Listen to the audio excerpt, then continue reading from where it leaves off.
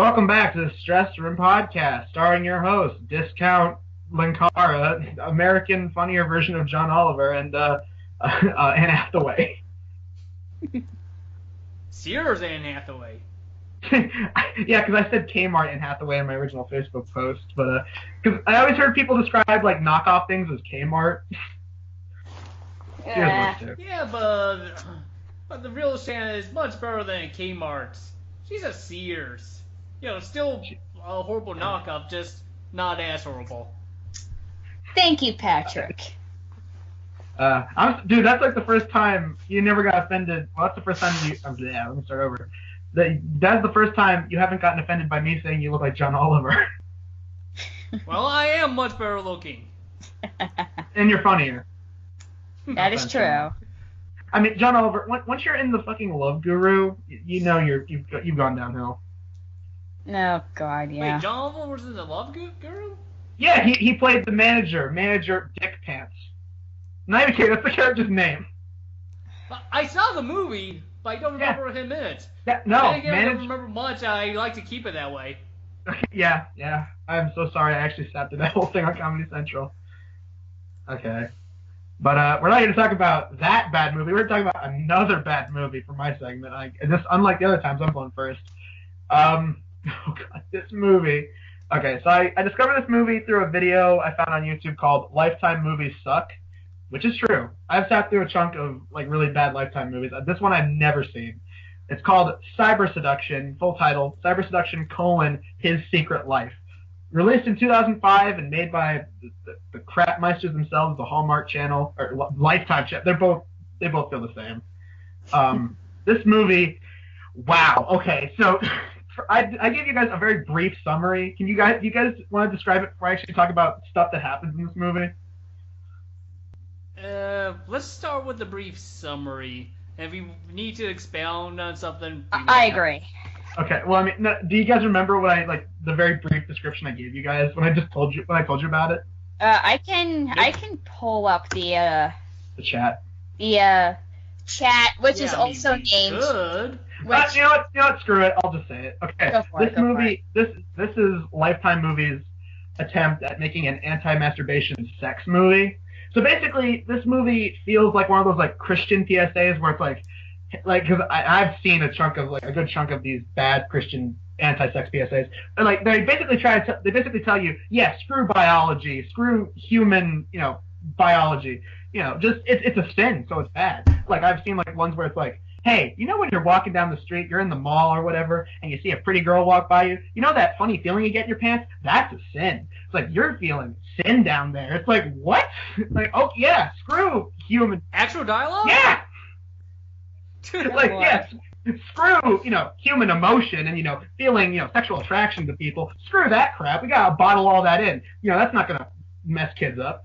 But yeah, this movie feels like that. Just cut out all the Christian allegory about it. It's pretty much exactly what you expect. So, okay, let's go into what happens in this film.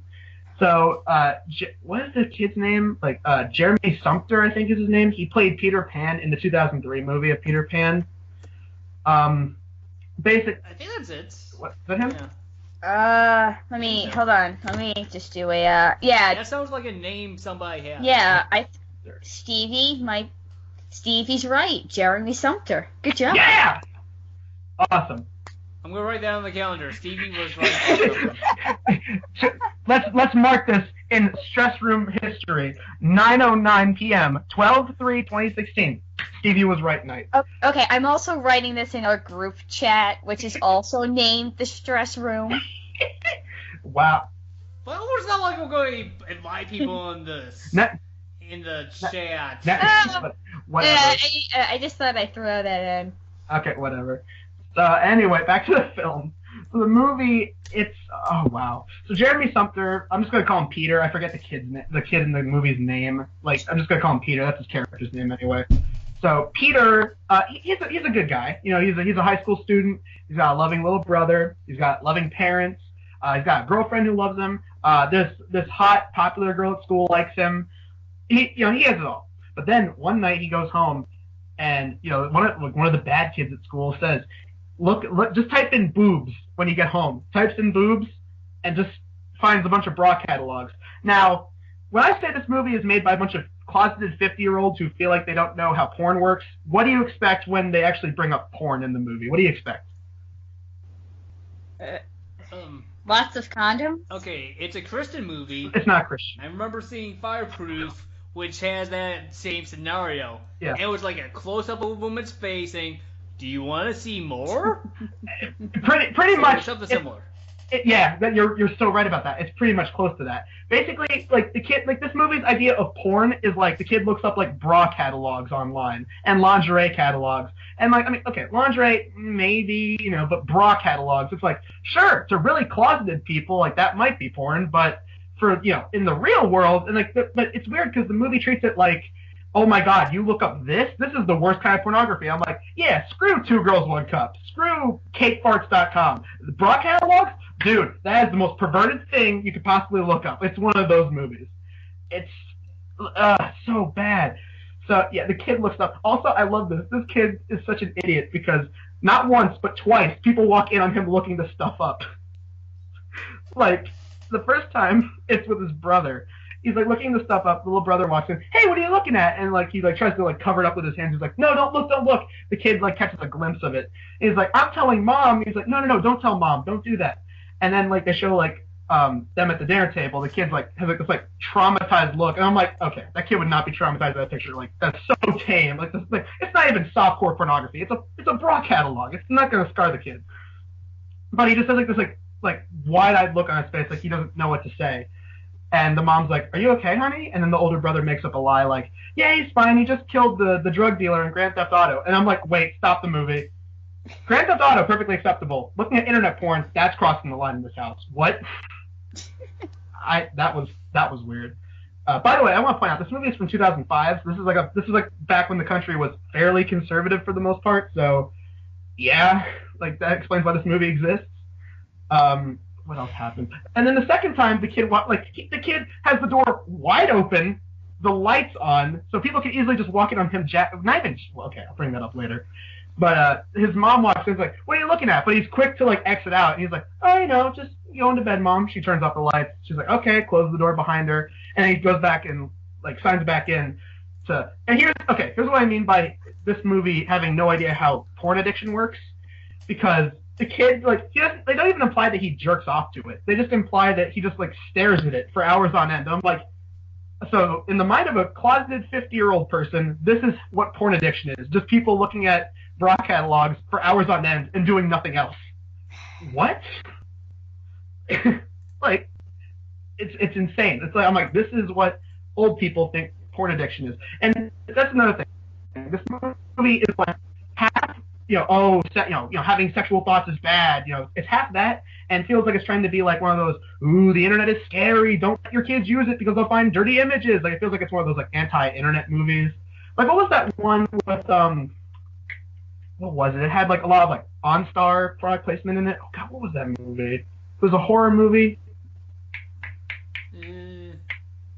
Oh, God, what was it? It had, no. Well, like, fear.org or whatever that movie was. It feels like one of those. Fear.com? Yeah, one of those where it's like, oh, the internet is bad, don't use it. Like, it feels like one of those. Partially, anyway, except it's not a horror movie. Yeah, I was about to say, that movie was, that movie was good. And then I'm thinking, wait, no, I'm thinking of another movie. Yeah. Yeah, it was pretty bad. Okay. But anyway, continuing. So, and eventually the parents figure out that he's like looking up, quote, pornography, unquote. And so they're like, so what do? And this is 2005, so everyone had like big box computers back then. So what do? They take the RAM software, they take the big box monitor, and just throw it away. So he doesn't have a laptop anymore. So what does he do with his internet taken away from him? What do you think he does? Goes dumpster diving? No. Even funnier. He sneaks out at night to go to the school library to look up porn there. Oh, God. Which, by the way, if it's a school library, they should have inappropriate content blocked. So yeah, that would make sense. Man. They should, but this is 2005. So they may not have thought of that. Then again, the kid's looking up bra catalogs, so maybe that doesn't classify as pornography in this world, even by the school's computer logic. Well, this is like 2 years after Jeremy did Peter Pan, and we all know how he felt about Wendy. Oh God. Yeah. So what else happened? There's so many funny things that happen in this movie. There's one part where like he steals his girlfriend's God, it wasn't even like her phone. It was like some like really old device, like a PDD or something, PTD or whatever it's called. It's like basically a pager, like where it lets you like email and stuff. It's so fucking 2005.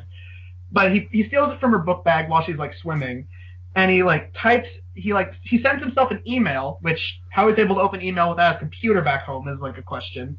He pulls out the PTD and emails himself porn, and then she comes back, she's like, hey, what are you doing with my PTD? He's like, just send myself an email to remind myself. She's like, remind yourself of what? He's like, how much I love you, and she falls for it, and I'm like, wow, really? Wow, that was dumb. What else happens? There was something that was really stupid. Oh God, okay. So eventually, like, the parents start to hate him, the little brother gets angry with them, starts to hate him. Eventually his girlfriend finds out and, like, dumps him.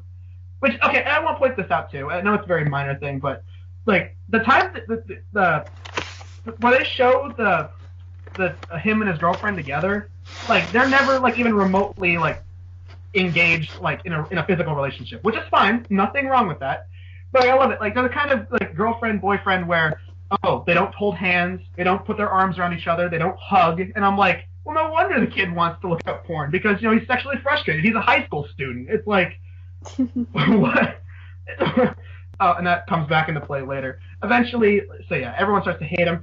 Remember how earlier I mentioned that hot, popular girl has a thing for him? Well, that comes into play. Because eventually when his girlfriend leaves, he's like, okay, I'm just going to hang out with this hot, popular girl that likes me. Of course, she said, the hot girl's like, oh, well, come back to my house. My dad's out of town on business. And at this point, I'm like, is this movie going to turn into a porno? Because it feels like it. Like, come on, my dad's out on business. Let's spend some personal time together. I was like, cue the porn music. But I was about to say, let's spend some personal time together. let's my genitals. Oh, God. Well, you just took that to a whole other level. Yeah, there you go. Oh, my God. It's to the farthest logical level I could. But anyway, damn it, Thatcher, that's funny. Okay, so they hang out, and she's like, let's go upstairs. They go upstairs. This is probably the closest to actual sex, and I put that in, like, 16 quotation marks.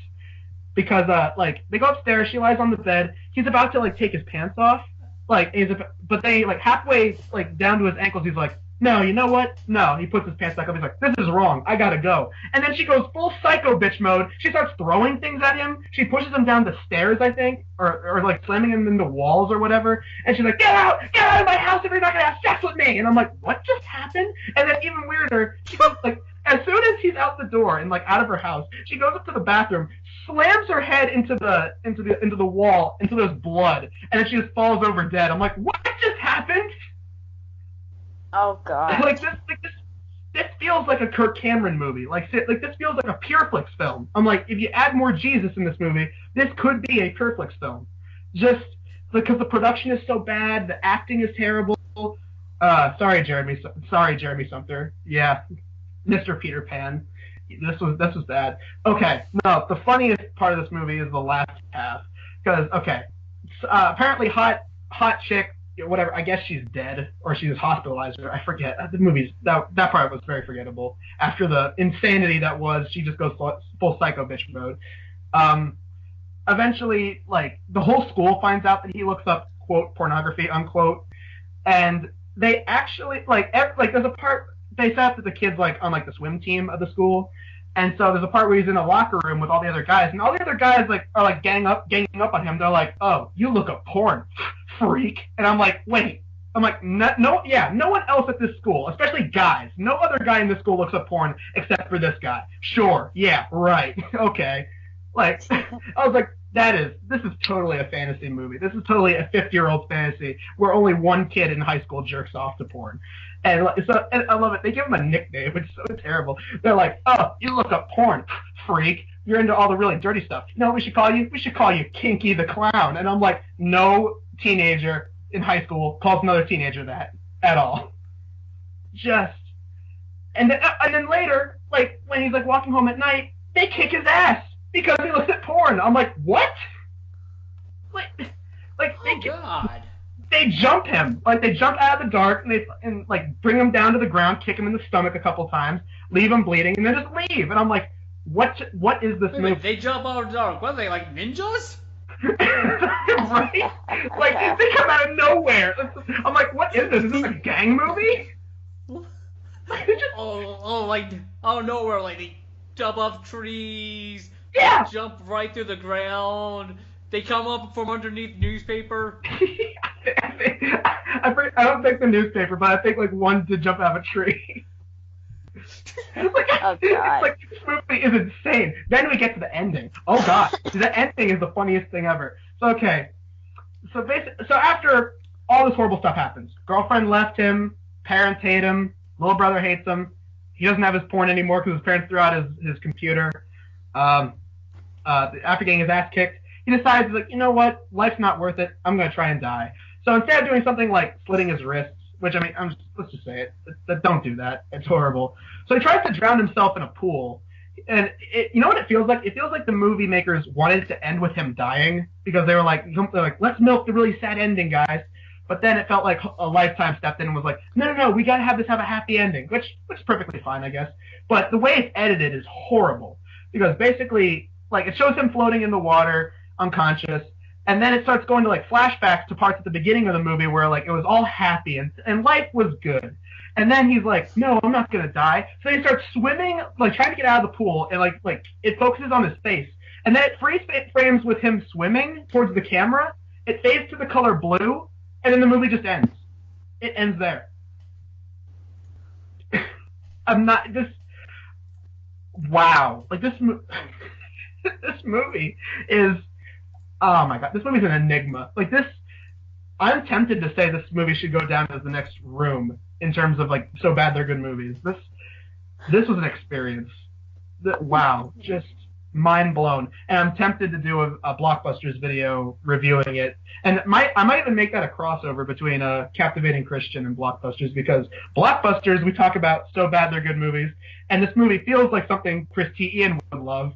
So feels like this would be perfect crossover material. But that's Cyber Seduction, a terrible look into what 50-year-old people think porn addiction is. Oh, God. So on to the next thing. Patrick, you talk about wrestling. Yeah. Something better. Something good. Okay, so last night, which make it December 2nd, Ring of Honor had their biggest event of their year. Their equivalent to your WrestleMania Final Battle.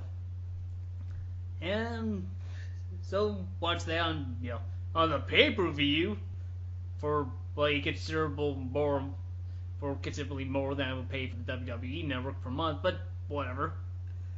Anyways, right off the bat, Final Battle, it was probably the worst produced major pay-per-view this year. As in, like, I'm just talking in terms of direction, sound, camera.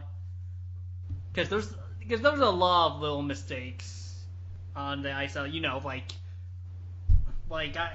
Like close-ups should have been long shots, and vice versa. A lot of moves were missed. I mean, I lost count like round 7. That's funny.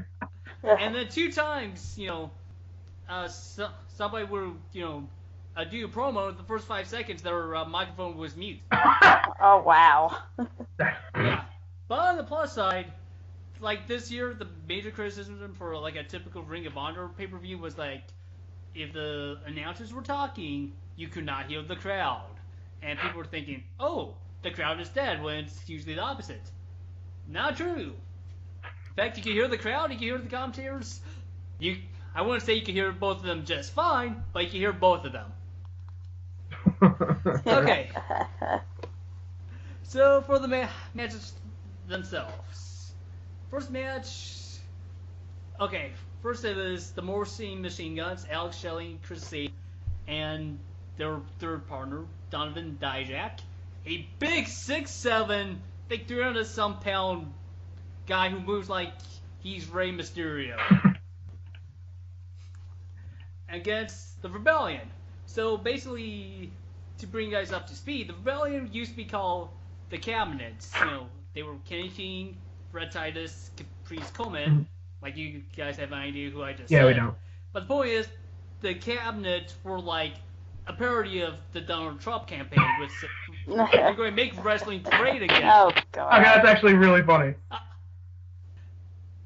It actually was. I know, like, some people really hated the gimmick, but For what that is, the point sounds is, funny. yeah. And, you know, they like say, wrestling is bad because this, because of this, and because of that.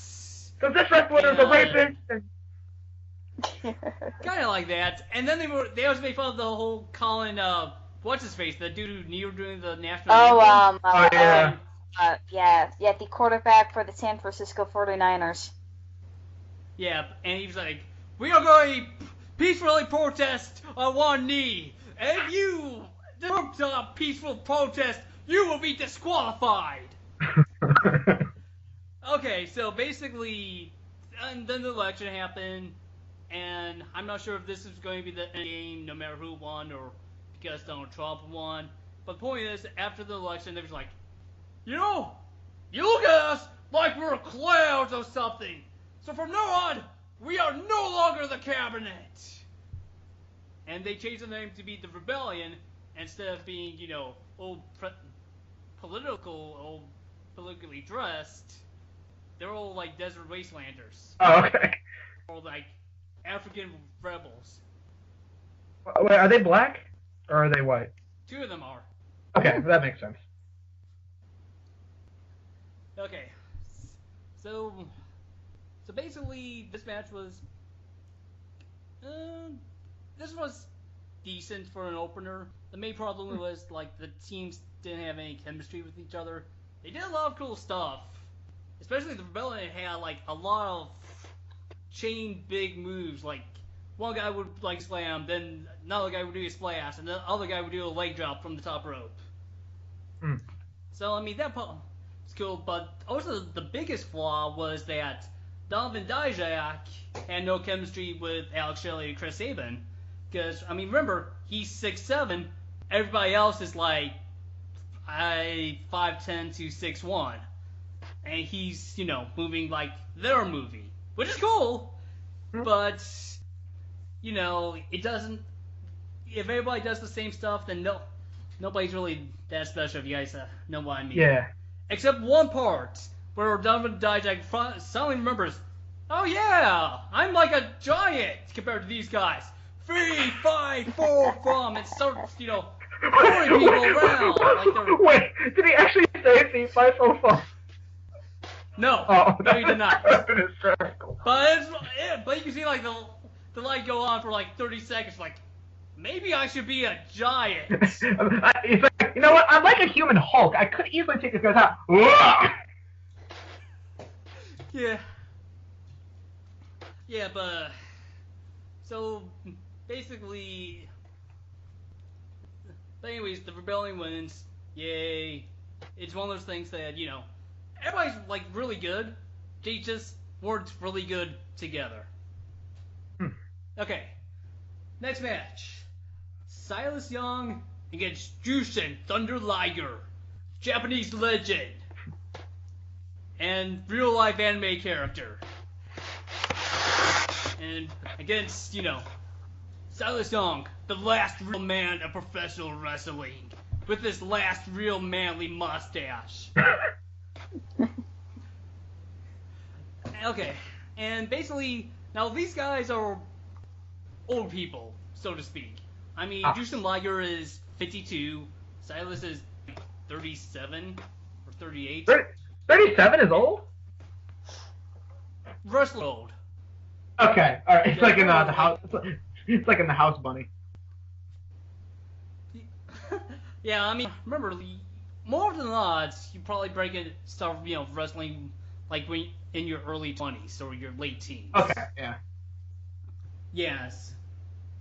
And then, you got all the abuse on your body, and you kind of like, by like your mid to late 30s, you're like closer to the end of your career than the beginning, so to speak. Okay. But, anyways, the match itself was fine for an old person match. There were, Liger did his stuff, or at least most of it.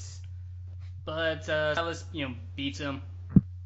So, so apparently they were still thinking maybe we should keep Silas, strong for something, because he had like a world title match a couple months ago. He lost, but I don't know. They seem to like keep him strong for such things. Yep. Okay. Next, we actually have a match with a built-up story. From their, I say their television, I put that in quotes because their television show is, fine from a wrestling standpoint, but they do not build things up. They just, it's like they sputtered into a pay-per-view. But, okay, but basically next match was Dalton Castle against Colt Cabana. And the story of this match was that Dalton Castle and Colt Cabana were a tag team. They became #1 contenders to the tag team belts. And then, like a couple months ago, Dalton Castle just like say, "Hey, Young Bucks, who are the current tag team champions. We'll get to them later. We want a match against you right now." And the Young Bucks are like, "Yeah, okay, you got it." They lose. Colt Cabana's like, "Oh, that sucks." And he's not happy about it. They try, working their way up the ladder to little success. And then Colt Cabana's like, "You know what? This ain't working, so let's just have a clean break and we go separate ways." And I was like, "Oh, that's nice." And Dog was like, "Yeah, I guess so, but come on, let's hug it out one more time." And Cabana was like, and he was leaving the ring. He was like, should I not? And he was like, "You know what? I'm going to." And by going to, I mean Cabana need Dalton Castle in the balls. So now, like, and for the most part, like, Colt Cabana has always been a comedy, wrestler. I mean, a good one. He doesn't forget to wrestle, but people know him because he's funny. Yeah. Not anymore since he's a heel. So the match, there's a formula to your Dalton Castle match, because you're going to see, the boys, which is like, think of it like Dalton Castle's manservants, with the feather mask and a grass skirt, and that's it. Yeah. And before I continue, Dalton Castle enters, the entrance ramp on a chariot pulled by two random boys. What? Yes. Okay.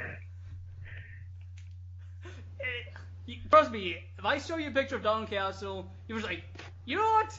I fully believe this man has a lot of manservants who will do anything, up to and including pulling him on a chariot. Oh Okay. my god. It has to be seen to be believed. Somewhat, yeah. But, anyways, okay, so a typical Dalton Castle match, you're going to see him, do, like, his pose, which, think of it as like a peacock, spreading its back feathers thingy with his arms. You're going to see him to, like, do his struts, but it's more like he's stomping and strutting. Let's see, you're going to see him actually, like, do a deadlift German suplex. And he's done it against, like, really big folks. And Cabana's like 250 pounds. Ooh. So, I mean, so him doing, like, deadlift like it's nothing is always impressive. And usually, for the most part, Donald Castle does not have a good pay-per-view record, so to speak. And Cabana's like ROH royalty at this point. But to my shock, Donald Castle beats Colt Cabana. And the match was fine, but, you know, nothing exciting. Okay, so, next match. Cody Rhodes, or Cody, may remember him as Stardust. Okay, apparently you don't. No, we're yeah. Okay, against Jay Lethal. And this is a Cody Rhodes Ring of Honor debut. And basically, the fascinating thing about Cody is that, you know, a few months ago, he quits the WWE. And he's like, you know what? I'm going to work wherever I want to go. I'm not going to sign any long-term contracts. Because a couple of months ago, he was in TNA, and he worked the Bound for Glory pay-per-view, and then, and then the following TV tapings for them, and that's it. And now I assume something similar for Ring of Honor. That he's going to work Final Battle, he's going to work the television tapings.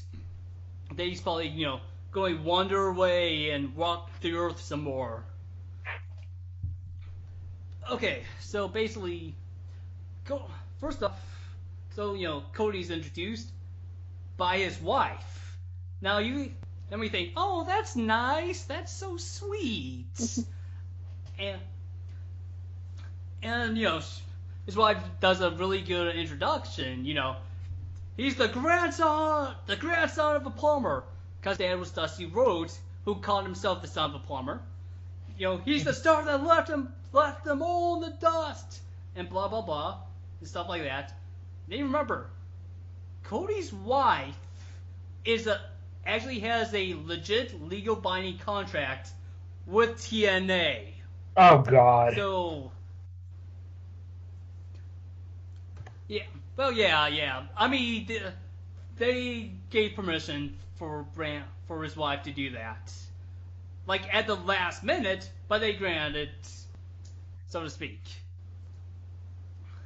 Okay, so Cody comes up, he has the words honor on his boots, he kisses the ring, then again he kisses all the rings he's been in at any promotion. And then Jay Lethal comes out, he's wearing a vest, and on the back is like a list of, you know, legends he's defeated. Like a playoff Cody Rhodes list. Like when he quits, he made a list and posted on Twitter like, okay, I want to wrestle that guy, that guy, that guy, that guy. I want to be in this. I want my own streamer, so to speak. Yeah. Well, okay, I'm rambling too much, but Okay. like Jay Lethal, you know, has his list saying, I beat Kurt Angle, I beat Ric Flair, I beat Alberto Del Rio, I beat some other guy whose name I forgot. And then, you're next on the list! Jay Lethal, Cody Rhodes. Sorry. Okay. So, both of them go in the ring, and they're about to, you know, square off. Until we hear the music of the Addiction, Christopher Daniels and Frankie Kazarian. And they pretty much just come in the ring, grab the mics, and said, you know, blah, blah, blah, blah, blah, blah, blah, blah, blah. Oh, so they basically... I mean, literally, they spent 5 minutes, and the only thing they said of any substance was, welcome to Ring of Honor, Cody Rhodes. We admire your father. Now we're going to be guest commentators in this match. Wait, hold on. So, wait, did it actually say blah, blah, blah? No, they said real words. Okay, because I was going to say, I'm like, oh, they got Kesha to do their music, apparently.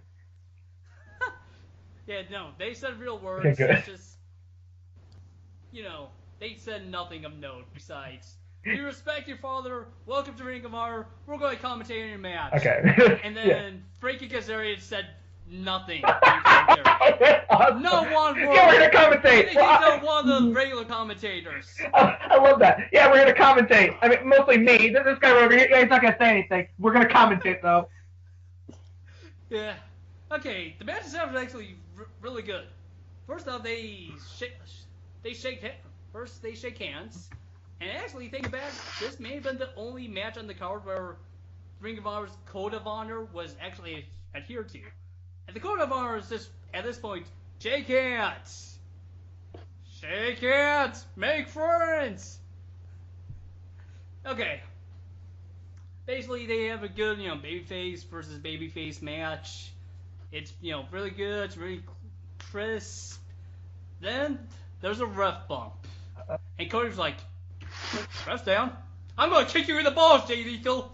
So he kicks Jay Lethal in the balls, hits the finisher, hit the crossroads, gets the win, and people are like, fuck! And the crowd's like, fuck you, Cody! Fuck you, Cody! They're chanting that. And the Dixon was like, what the?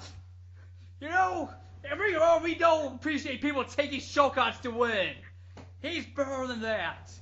And then Cody just became a full-blown heel. I mean, he mocks the Code of Honor, flips up Jay Lethal, beats him up, beats up the referee, but nobody likes that particular referee, so for a brief moment, the crowd suddenly loved Cody again.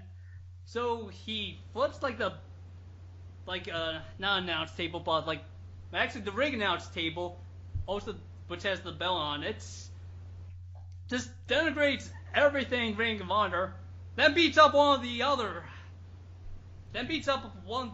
of the commentators. Not the actual Dixon. They run off to check on Jay Lethal, and apparently they are good guys. Now, because they've been, full-blown heels for the past few years. And which actually, I mean, the heel tone was just for shock value, but it was really well done. So that's nice.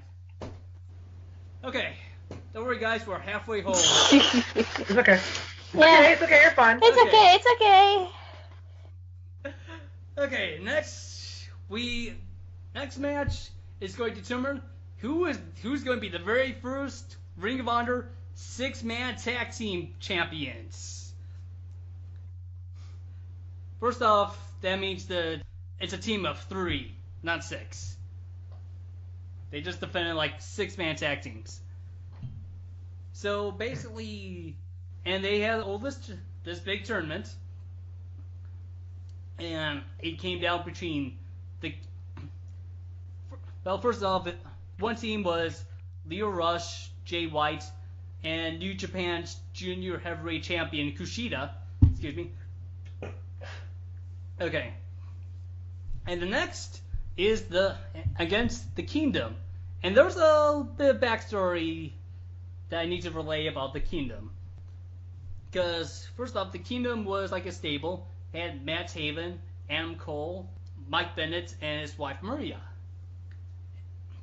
And then, last year at Final Battle, they were the World Tag Team Champions. And they had a World Tag Team Champion match, defending those titles. Within a minute, Matt Taven destroys his knee. In 3 minutes, they lose the tag team belts, because obviously Matt Taven can't wrestle, because he destroyed his knee. Let's see. Mike Bennett and Maria leaves our Ring of Honor to go to TNA. And then Matt Taven says, that's just Matt Taven and Adam Cole. And Matt Taven's like, get the hell out of this! You're out of the Kingdom! And when my knee is no longer destroyed, I will rebuild the Kingdom in my image! And we will make wrestling great again! Oh wait, that was the Cabinets thing! Never mind then! Yeah. Good one. So a few months ago, Matt Taven's knee is no longer destroyed. And he did rebuild the Kingdom in his own image. Yeah. With guys I never heard of. Let's see, one of them is TK O'Reilly, who's actually not bad. And then there's some other guy who's, well, he's that other guy for me. He was that other guy. And you're really good at things that have that other in there. Yeah. Okay. Basically, this match was not good. Oh. I mean, Aww. yeah, it's just Well, three of the guys look exactly the same. Oh, that's a problem. Jay White, Matt Taven, and TK O'Reilly all look very similar to each other. So I was like, oh wait, that's yeah. It's like watching it's like watching one of the stormtroopers in the original Star Wars trilogy get gunned down. You're like, oh no, not that guy. You know, all one of a million of these stormtroopers that don't have names. Yeah. Yeah, I mean, at least like the other guy in the kingdom is full of tattoos, so he's different. Peter Rush was the only black guy in the match, and Kushida the only Japanese person. So at least they look different enough. Okay, so basically, like they have this boring match, and then at the end, somebody had one of the guys from that team with no name, and one of the guys in the kingdom, I forgot who, in in a pin, and the ref is going 1, 2. Then one of the other guys, the tattooed dude from the kingdom, is going to break it up by a senton bomb from the top rope, and it's like, oh, he's going to hit the dude doing the pinning. No, he hits the ref. No, I mean he meant to hit the ref. No, I just think that's funny. Like whether or not they meant it, that's just funny. You hit the ref. Yeah. So like, and now also the kingdom has this like flagpole, this staff they bring up for their entrance, which is awesome, by the way. It's one of those things you gotta say. I mean, you see I describe it as like, well, that's not very awesome, but you see it and you hear their theme song, which is really awesome. They're saying, oh my god, this entrance is like 5 stars. But I digress. So the kingdom gets their flag bro, their staff. They beat up the other guys, and they win. And they become the very first 6-man Ring of Honor tag team champions ever. Yeah. Because the fact that such a battle exists pisses me off, because we have a perfectly good normal tag team division.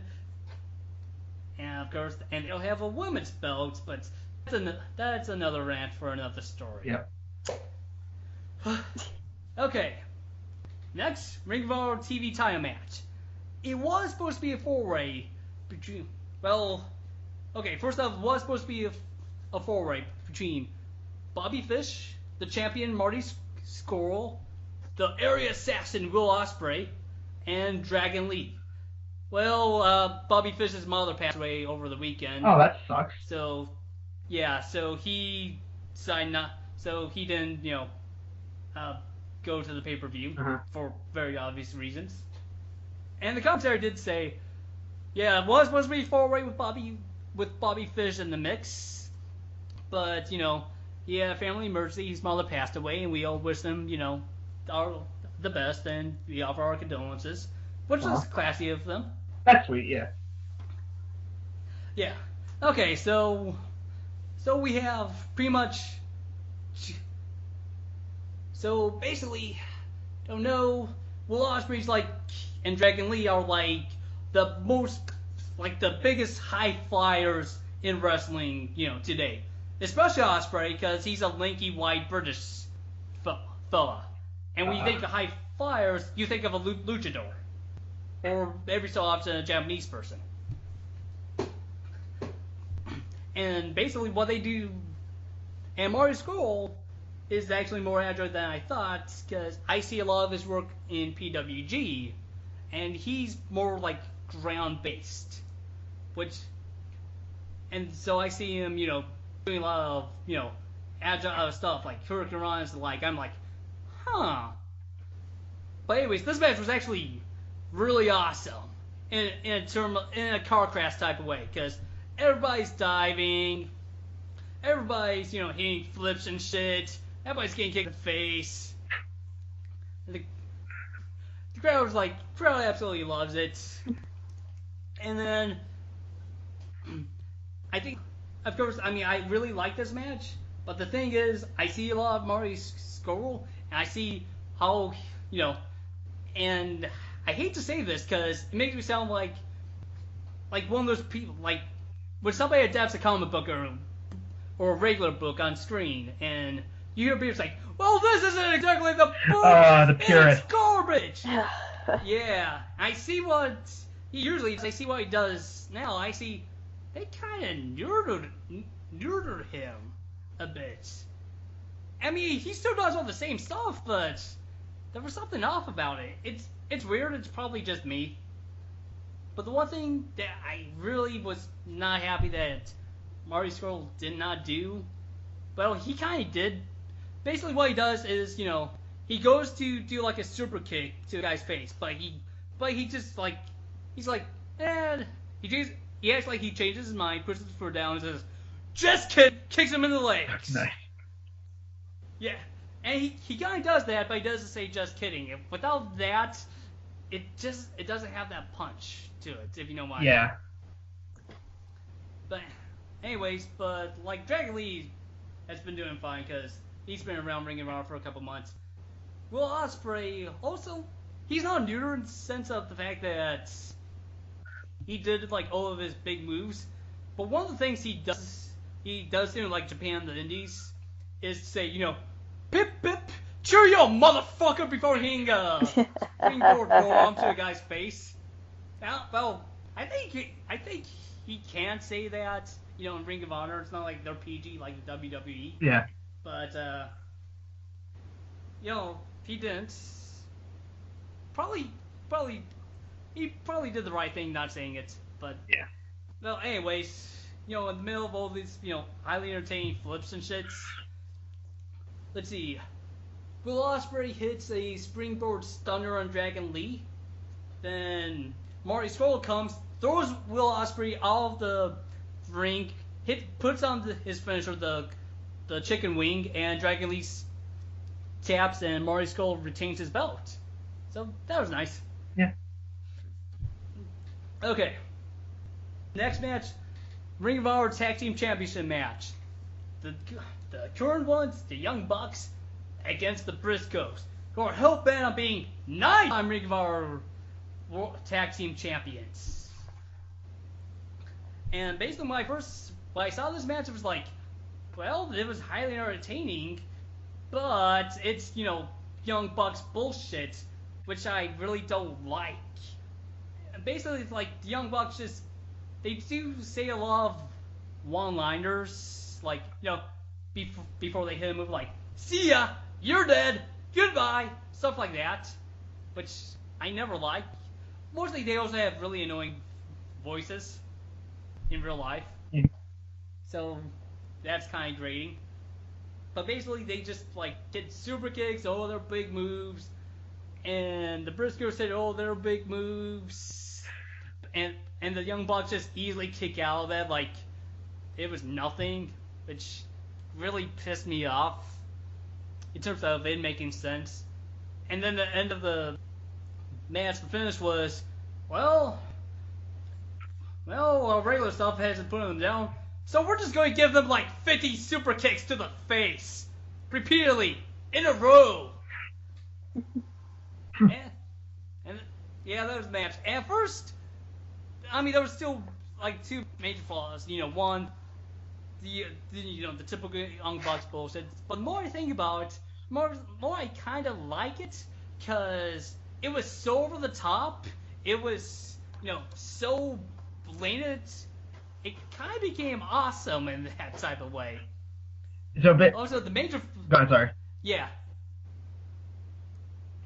And the other major flaw is that Jay Briscoe, who usually shaves his head to the skull, is growing out his hair, and he has this bowl cut that literally makes him look like a penis. It's like the dick. I'm dead serious. It's like the dick hair from Last Airbender. Maybe. You don't know that? Is apparently Twitter thinks Jay Briscoe looks like a penis because they marked it as sensitive materials. Nice. Okay. Last match. Okay. For the Ring of Honor title. No disqualification. Kyle O'Reilly gets Adam Cole. A feud that's been going on for years. Oh boy. And it's always like, okay, this is the last match between these two. We kind of meet it this time. And basically, like, no disqualification. Oh, what? Oh, shit. I forgot something really important. Uh-oh. So, we had to go back up. It's basically, okay, the end of the tag team championship match. You know, the Young Bucks are celebrating because they won, and they're still tag team champions, and they signed this new 2-year deal with Ring of Honor. So they're like celebrating, like, yeah, life is good. Then the lights go out, and it's like, usually when the lights totally go out, that's like, when the lights come back on, somebody will be in the ring. Well, not quite. The lights go out, and there's a video on the screen, and it's Broken Matt Hardy. Uh-oh. TNA's Broken Matt Oh, Hardy. God. Yeah, and he's pretty much like, Bucks of Youth! He pretty much just does like a short video, like, Bucks of Youth, me and Brother Nero will rid the world of the spawn monkeys that you are, and we have to come to Ring of Honor to do so. We will do so, and we will delete your title reign. Delete! And the crowd just lost their fucking mind. Okay. In fact, I kind of lost my mind, because watching the pay-per-view, my cat Shala was on my lap, sleeping. See my Hardy, I scrolled, a joyous sound, a joyous feel. And Shala was like, wakes up, runs away, like I scared the shit out of her. It's like that video on YouTube of a guy scaring cats. Oh, God. Yeah. So apparently, basically, the Hardy Boys are still going to work TNA. The Young Bucks are, going to work Ring of Honor. And it's probably going to be like a one-time match around WrestleMania weekend is what the thing is going to be. But apparently, the Hardy Boys and the Young Bucks are going to be a thing. Awesome. Okay. So, back to the last match between Kyle O'Reilly and Adam Cole. And it's, no disqualification. So pretty much I'll just... And they really put in the no DQ and no disqualification. Because they hit each other with everything. Ooh. So there was like one major flaw that happened like in the first 5 minutes of the match. Well, okay, so Kyle O'Reilly does this move where, he does like a knee dive to a guy outside the ring. And Adam Cole hit him with his championship belt right in the face. Which is cool. And the referee is like saying, you don't need to do that crap, Adam Cole. Adam Cole was like, what? It's legal. What are you going to do about it? But anyways, the camera shows Kyle O'Reilly crawling underneath the ring. Uh-oh. And his legs are just sticking out. And it's like, oh gee, I wonder what Kyle O'Reilly is doing. He was bleeding, if you didn't know. Being cold. Bleeding. So of course when Adam Cole puts him back up, of course he's, cuts, he's bleeding. So, and then they throw like other gimmicks, standard chairs, a table that Kyle O'Reilly puts Adam Cole in a guillotine choke and kind of DDTs him through the table. So Adam Cole is bleeding. Of course, luckily the camera did not go to his face or say, "Hey, look everybody, Adam Cole is bleeding too." But anyways, let's see. But yeah, they also brought like a trash can, and Adam Cole like throws it on top of Kyle O'Reilly, like his top half is now a trash can, and kicks him right in the face, protected by the trash can. But anyways, big bloody brawl. Kyle O'Reilly brings out a chain, but he doesn't use it. Adam Cole pulls out a bag of thumbtacks. Oh God! Yeah. And thumbtacks? Yep. Jeez. Wow, this match is getting real. Oh yeah. Yeah. Okay. So Adam Cole's trying, do his finisher move with Kyle and put Kyle on the thumbtacks, but Kyle reverses it to like a triangle choke. But Adam Cole powers him up to a powerbomb and powerbombs him on the thumbtacks. But like just 10 of them.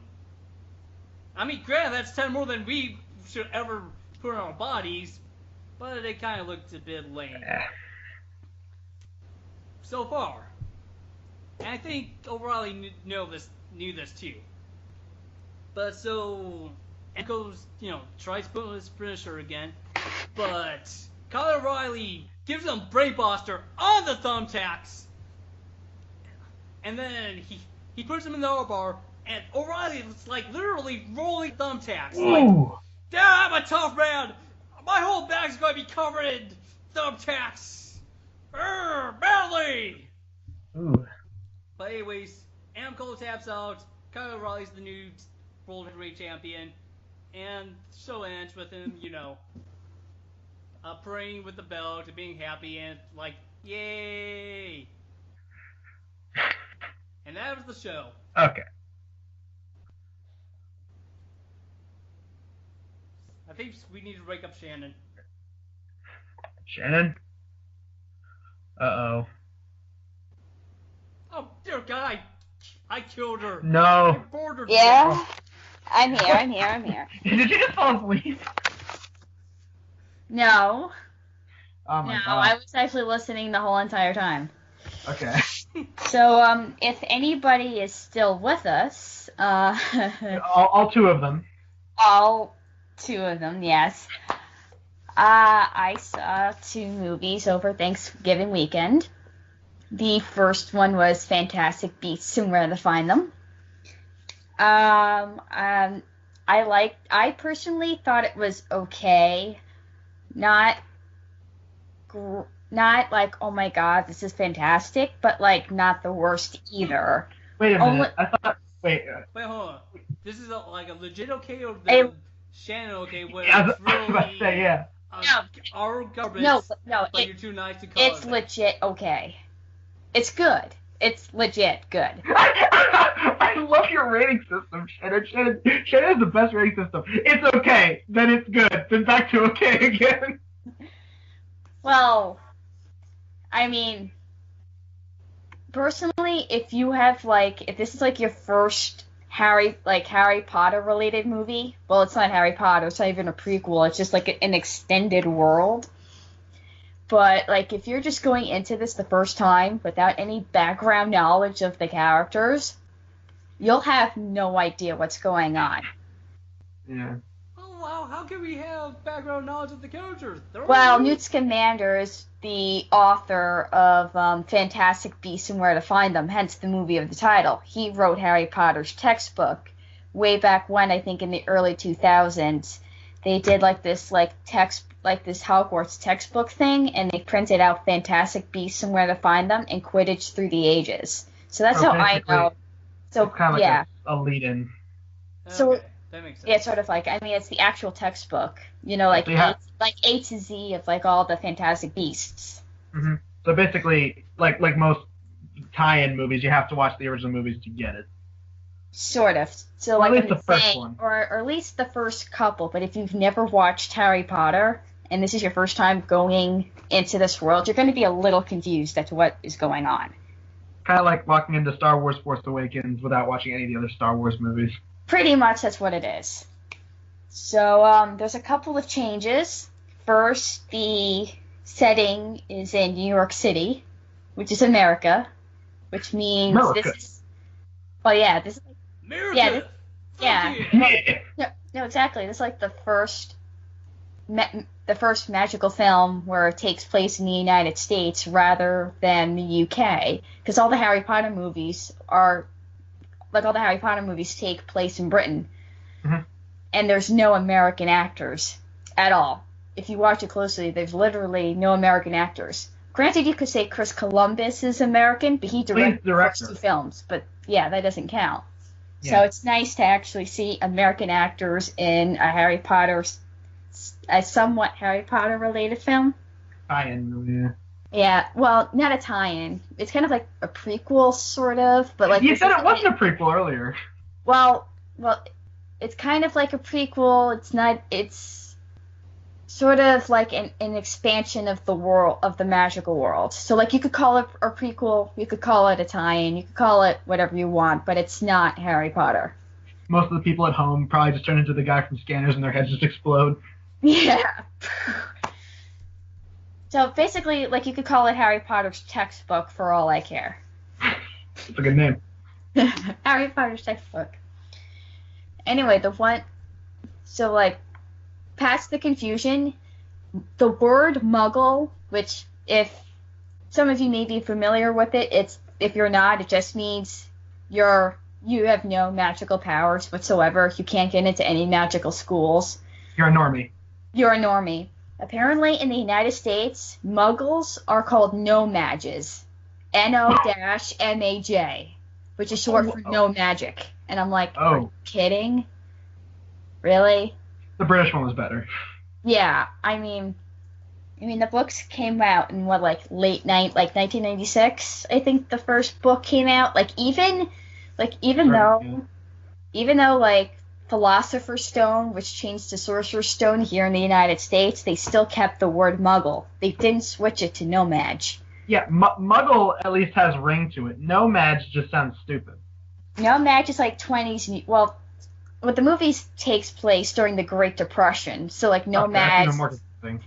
So like No-Maj sounds like something from the 20s and 30s, but I wouldn't expect it here. Like I thought Muggle was just like this universal thing, but like no, it's for the United States. I'm like, really? And like even Newt Scamander in the film, like when he meets, his love interest in the film, like she has to explain to him what No-Majes are, and then he goes, "Oh, in Britain we call them Muggles." I'm like, thank you. I can just imagine, like, people using like, wizards using No-Majes as, like, a racial slur for people who can't use magic. Oh, look at them damn No-Majes. We don't want you. Oh, you dumb No-Majes. Go back to your normal worlds with your taxi cabs, bozo. Exactly. That's pretty much what it is. But, yeah, it was nice to get into that world again. I don't want to give too much away, because I know people are probably, like, sleeping, so I just want to cut some of it short. So basically, this was a 12:40 show. We get out. It's 3 o'clock. It's too early to eat pizza, so we figure, like, what do we do? And I'm looking over, and I see Doctor Strange. And I'm going, I haven't seen Doctor Strange. My mom, my Nana, and my 4 cousins who were there with me, they saw it. I didn't see it. So I turned around and asked them, is it worth seeing it a second time? Yeah. Okay. So we went. And the first thing we see, they redid the Marvel Studios intro. So, like, instead of the comic books, you actually see film clips. Oh, cool. Yeah, no, I mean, it looks really cool. It does. Like, I saw that, it was like, oh my god. Like, you're in for, like, something spectacular when you see that. They were missing a couple of movies, though. I know Iron Man was there, Avengers was there. They didn't have that. Yeah, no, they can't do. Yeah, you can't do all of them, but like they had like montages of like certain scenes in movies. So Doctor Strange, basically Doctor Strange.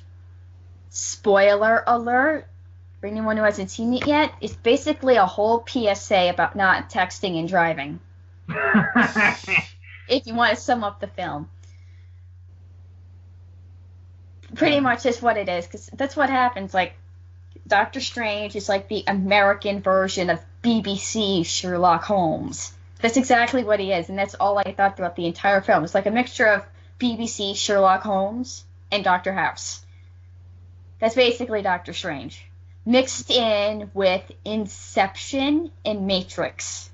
Yeah. Oh, God, yeah. That's one of my... Dude, I remember... It's funny because my family especially my parents, they don't really like superhero movies. Like I begged them to take me to Suicide Squad, and they were just like, that was decent.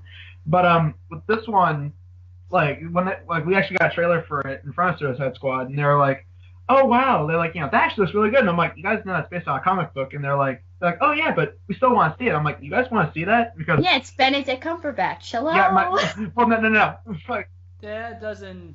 If anything, that makes me want to, run the opposite direction. why do you hate Benedict Cumberbatch, Patrick? I kind of do. Wow, okay. I didn't know that. There's something about me that makes me want to punch him in his ugly face. Was it because? I mean, I'll give him props that he's a great actor, and I really liked him as Doctor Strange. Is it because he was a terrible transgender stereotype in Zoolander 2? Oh god, I refuse to see that movie just because of that. Oh my god. I haven't seen Zoolander 2. You didn't see? I saw it theater. I hated him before it was cool. Patrick put on his plaid shirt and his big hipster glasses. But no, I love that. Like in front of Suicide Squad, they're like, yeah, I want to see that because my mom and my sister really like Benedict Cumberbatch, basically like Shannon.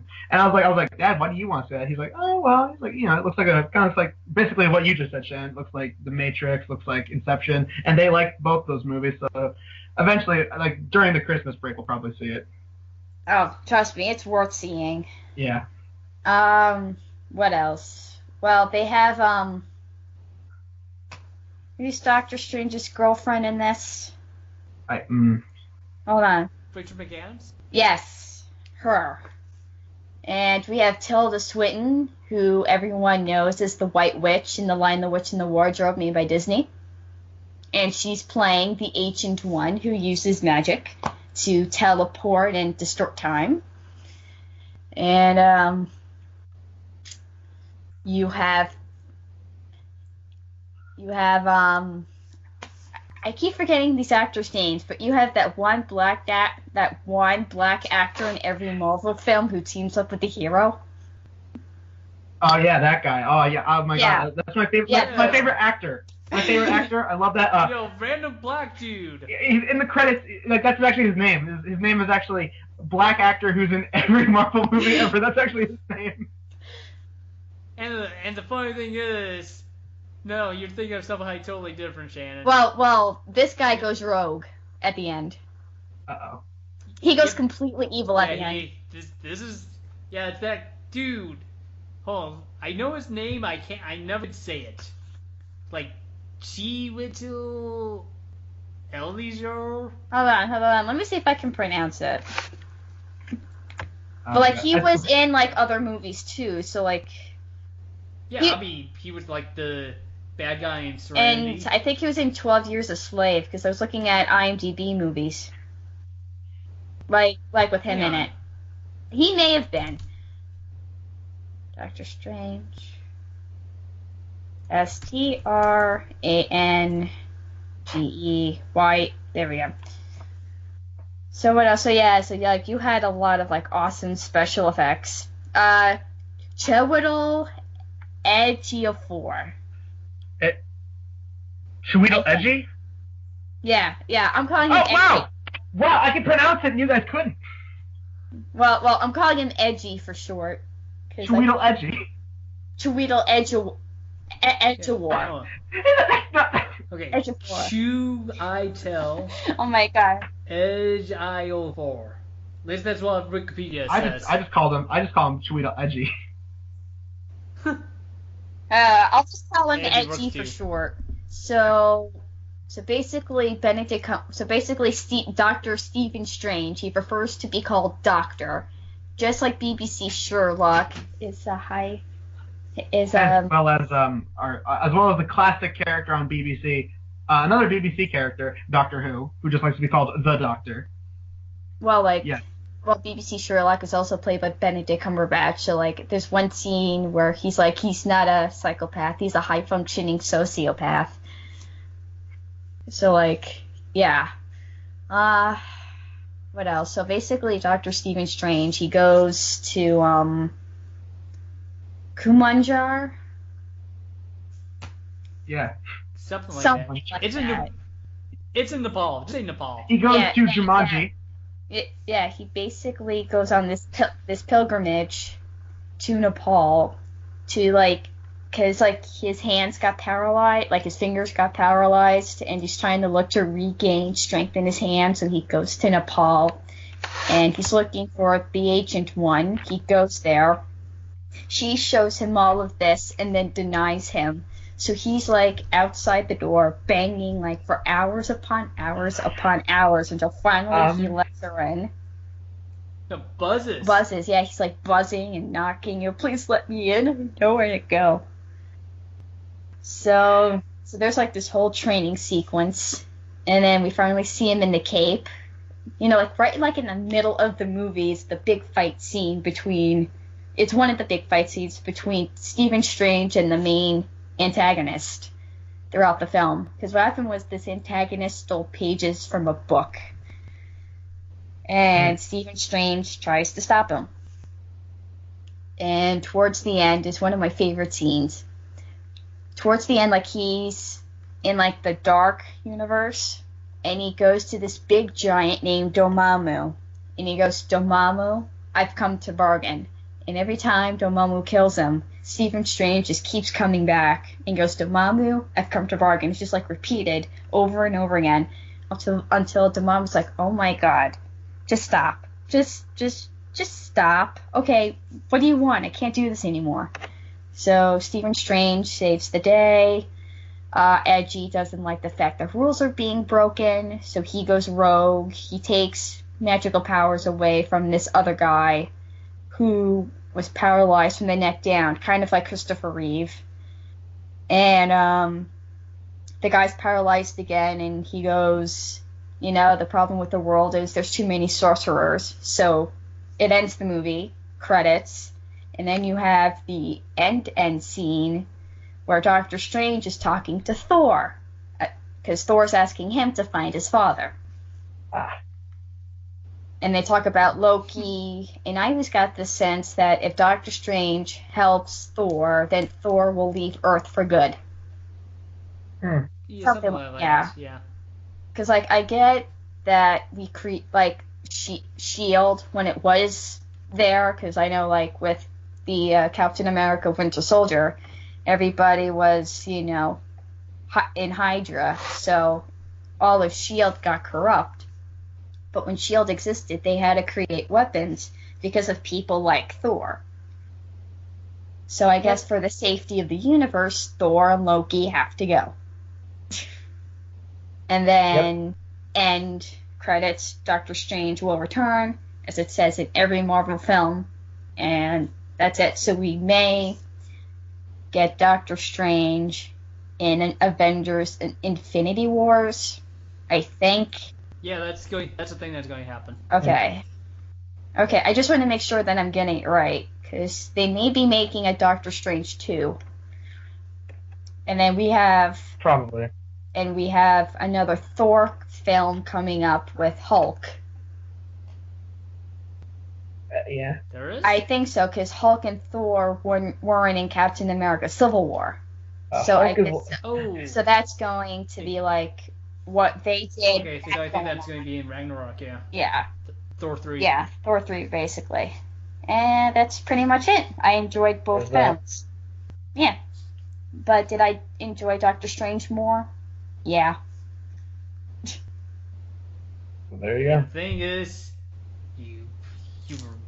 your family are thieves sneaking into a movie. And I offered to pay. I offered to stand in line and get 6 tickets for Doctor Strange.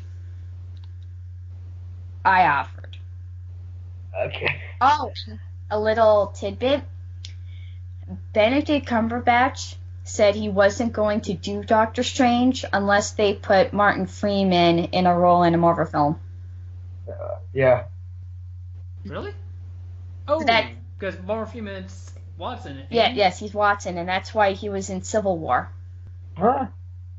So once Martin Freeman was in Civil War doing his American accent, Ben was like, okay, now I'll do Doctor Strange. Well, there goes my excuse. What, excuse for what? For not being in Doctor Strange. Oh, okay. Yeah. Yeah, I don't know like what the whole deal was, but that's basically the short story of it. Hmm. So, Hey. I guess that sums everything up. Yeah, I think this may be one of the longer podcasts. Yeah, this is like the second Yeah. longest one next to our first one. Yeah, our first one. Sorry that I had to jump a lot of scenes, but I know everybody was probably going, "Oh my Yeah. God, when's this gonna end?" I feel that way about podcasts in general. Like every podcast, even my own Tipsy Gentleman podcast, I feel like, wow, why do I still watch this? Oh, well, yeah. So final sum up. If you want to laugh at a bad movie, watch Cyber Seduction. If you want a good movie, watch Doctor Strange and wrestling. Yeah, wrestling. I can't think of anything to say. That one pay-per-view special. Patrick, would you say watch it or would you say skip it? Okay, we watch the world title match. Watch Cody against Jay Lethal. Watch the TV title match. And that's pretty much it. Yeah. The rest you can skip. So there you go, people. Thank you for tuning in for another Stress Room podcast, and we'll see you guys next time. Maybe we'll do one on we'll record it maybe we'll record it Christmas weekend and upload it sometime that week. But if not, this will be our December podcast. So thank you. Tune in next time. It's all go home. Don't forget to tip your waitresses. Go. You can go away now, please. Go away.